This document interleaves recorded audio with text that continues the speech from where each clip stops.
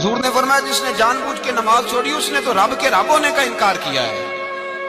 آپ تو ڈھٹائی کے ساتھ کھڑے ہیں، نہیں میں نے پڑھنی، بہانا ہے۔ تو نہ سمجھا کر کہ میں نماز نہیں پڑھتا تو پھر بھی مالدار ہوں، میں مسجد نہیں جاتا تو پھر بھی میں جائیداد والا ہوں، میں کچھ بھی نہیں، میں نہیں سجدہ کرتا تو پھر بھی میرے بڑے بارے نے آ رہے ہیں۔ مولا رومی رحمت اللہ علیہ فرماتے ہیں مالک سزا دیتا ہے، اللہ سزا دیتا ہے، سزا۔ حضور کیا؟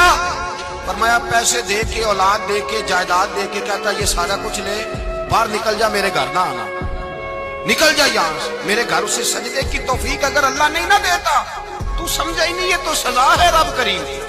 اس نے تجھے سارا کچھ دے کے اپنے گھر سے نکال دیا کہ نکل جا، نکل جا، کوئی شے نہیں، اور جسے کچھ بھی نہیں دیا۔ حضرت بلال حبشی رضی اللہ تعالیٰ عنہ حضور آئے معراج سے واپس تو میرے مصطفیٰ کریم نے فرمایا بلال تو کون سا عمل کرتا ہے، کون سا عمل کرتا ہے کہ میں نے جنت میں تیرے چلنے کی آواز سنی ہے؟ تو حضرت بلال حبشی رضی اللہ تعالیٰ عنہ رو پڑے، کہنے لگے محبوبہ میرا کوئی عمل آپ کی آنکھوں سے اوجھل تو ہے نہیں، حضور بس ایک میرے اندر ہے بات جو میں نے پکی کی ہوئی ہے۔ محبوب نے فرمایا وہ کیا؟ عرض کی یا رسول اللہ میں جب بھی وضو کرتا ہوں 2 رکعت نفل ضرور پڑھتا ہوں، 2 رکعت۔